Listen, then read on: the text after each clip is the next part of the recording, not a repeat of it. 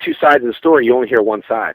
You instantly start thinking, oh, you know, and I know Austin hasn't said nothing about me because he just, you know, whatever. Even when people at PMC were like asking, like, okay, did you have any beef with Jason? And you, Jason, wow, too many Jasons, but you, Jason, and like I think one of the questions was if you would get in the ring, like if you like duke it out or whatever, and he's like, yeah, you know, I think we would be too friendly to like, you know, do that, what have you.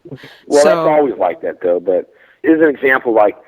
I do a lot of brick breaking. You can go on, you know, my karate schools, I got demos. You can go look at all my stuff. I do a lot of brick breaking. So I was talking to these guys about breaking bricks. I'm like really excited about this. And he's like, yeah, I'd break 2 or 3 center blocks like this. And there's this an impossible way. So I'm like, okay. I just let it go. Ian, who was one of my stunt doubles, Ian was the Green Ranger. If you ever get a hold of Ian, he'll tell you how Austin was. He called him out on it. He said, hey, I got 2 bricks right now. Here, break them like that. And he's like, oh, no. You know, just always, I guess, when you're telling a story, he's always the one to butt in to top your story. And it was just like so annoying. Everyone from the set, you know what, maybe never had enough cojones to tell him how I feel. Because everyone complained to me about Austin. Oh, he's this, he's that. But when he was there, oh, no one said nothing. Everyone's all quiet. It's like, why don't people tell them how they really feel? Well, they don't, because people aren't like that. You know what they rather do is be nice to your face and be two-faced. I'm not like that.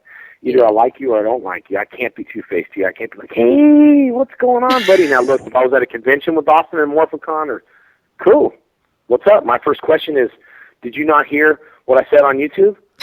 Yes, I heard. How come you didn't get back to me? Well, okay, well, we're going to settle this now? I mean, you're going to let me know how you don't want to fight? Okay, good, we're friends. Shake my hand. We're friends. We'll make up. That's it. But I just hate when people dodge me. You know, I really do. I mean, I got his cell number. I call you reach Austin St. John. It's his number. I mean, I leave messages. I text him. I'm like, hey, dude, I won't hurt you. We'll do 3 rounds. You know, I mean, I'll give you $25,000. I had a big promoter, ready to do this fight. And I was thinking, you know, he's paying him $25,000. We can make a lot of money. A lot of fans would love to see it. But, you know, just, I guess, the respect of not even calling me back or texting me to say, leave me alone, anything. You know, I mean, it just kind of bothered me, and then it made me feel like, well, he really has something now against me. Obviously, I mean, you know, so and I guess I would too. If I was him, I would hate myself too. But you know, if I was him, you wouldn't hear me unanswered for a whole year. I'd probably show up at that convention and go, hey, bud, what's up? Let's do this right now. Let's make a little ring. Hey, how many fans want to see this happen? And I would go out there.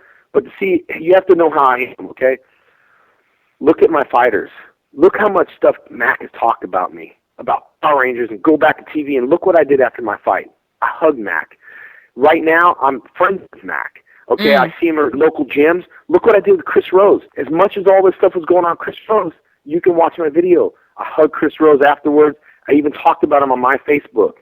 Everybody was like, you know, Chris, you're arrogant. You didn't lose weight. You're this, you're that. And you know what I said on my Facebook? Go back and look at the page. I said, hey, guys, give Chris a break. He's a true warrior. He went out there. He lost weight. He did this fight. Thank you, Chris. So to say that, how could you even like compare to be arrogant? You know what arrogance is? Dude, I'd beat your butt.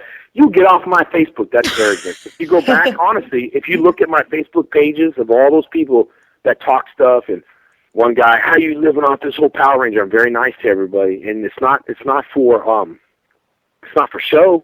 I'll tell them what I feel like on my Facebook. It's my Facebook page, but it's how I am. You know, even afterwards, Chris Rose emailed. Said he's got knee surgery and all that. I said, hey, good luck, man. He said, good luck in your career. You're talented, and show all those haters and all those doubters what you're all about. You know, so I'm you know, to go in a ring and someone that wanted to kill you and then actually hug the guy afterwards. That's how I'd be with Austin. I'd fight him, hug him afterwards, and we go on our merry way. Okay. That's entertainment business. So that's what I would do with Van Damme too. So I think I proved that to everybody. You know, I mean, the guy dresses up like a turtle. And afterwards, he giving the guy a hug and saying, hey, good job. I mean, you know, he's told me pretty much on the walkout video that he's going to knock me out and I need to go back to Hollywood. So if I was arrogant and mean, and I'd be like, what? You're going to what? And afterwards, I'd be like, oh, I won. I'm not like that. I'm not like, if you know the real Jason David Frank, I'm not like arrogant and all that other stuff. I might come off, you know. I mean, I know the AFO, I just came out of surgery, and I tell you what, the only reason I went to that AFO show was for my fans. I came the night out of surgery.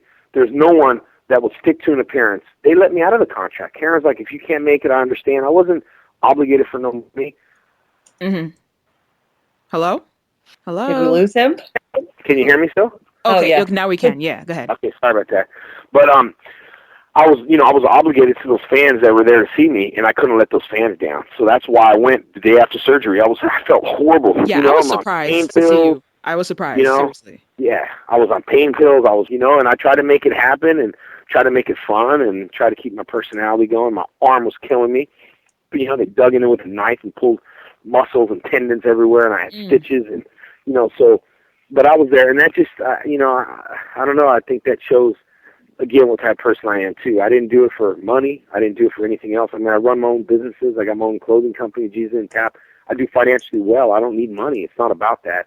It's about, I guess, just maybe reaching out to my fans now and trying to make everyone happy. And I guess I always try to do that. And sometimes it's really hard on myself because I don't say no to anybody. So sometimes I'm running around and doing stuff, a lot. And then you might catch me on a bad day, and I might say something bad about Austin. I don't know. But I'm pretty much done talking about him, though. Honestly, I'm done about it. So at conventions and stuff. But I will say that if I ever did see him, I will ask him on the panel. I'm not going to punch him in the face and be like, "Oh, it's no need for that." Mm-hmm. It's just, hey man, I challenge you to a fight. It would have been great. How many fans would like to see it? We would put him on the spot. He'd be like, yeah, but he'll make another excuse up that he's got some overseas contract that he can't fight, and I'd be like, okay, I understand. But yeah, but he's he's a paramedic. I mean, you can give him some credit for saving people's lives on a daily basis. Oh, absolutely, man. Yeah, I give him a lot of credit. Yeah, man, he's a paramedic. He's doing good. But I think that, why not go off that then? Why not just say, hey, look, this is who I am. I'm Austin St. No, forget Austin St. John. That's your stage name. I'm a paramedic. I save lives. Cool. Why do you have to go into a whole story about even afterwards? Well, I'm fighting. Don't even just drop it. That's the old part of your life that you've never done, that you're never gonna do. So when other fighters hear that, it bothers people. It doesn't bother fans, but for me, it's like, man, he's always been insecure about himself. He's never been confident and comfortable with who he is in his own skin. I would have been like, yeah, my name's that's just the way it is. I don't care if Jason Frank comes on. I don't care if it's Jason Narvi. You can call on another 10 people. I'm who I am. And I never acted like a star of the show. That's why I ended up becoming the star of the show. I never wanted to be the star of the show. I never asked for that part. I just was in my own little world, and I'm just saying that, some people should just be happy with who they are and don't say anything. That's where all the conflict came from. So it's just one of those things. So, yeah, I do give him credit. He's a paramedic. He saves lives. That's awesome. I mean, I don't think he's happy with it. That's why you always got to make up, well, I'm thinking about this and thinking about that, and I'm Stallone's double and body double and just all this stupid stuff he always says. It's just annoying. It's just be who you are. I am who I am. If you don't like me, I don't know what to tell you. I mean, I am what I am. After this, I'm going to go back and talk to my Facebook people, and I am what I am. I can't hide who I am. So when I talk about the talk about I'm gonna fight, I was training, and then I got injured, and I'm like, God, and how many more Morphicons or these cons can I go to saying I'm gonna fight? It sounds too stupid. I've been training. I'm like, I need to fight now. That's why my career, I have to get going. Call the promoters, and I'm like, God, fight. That's why I'm fighting back to back, because I want to do something out there. Yeah.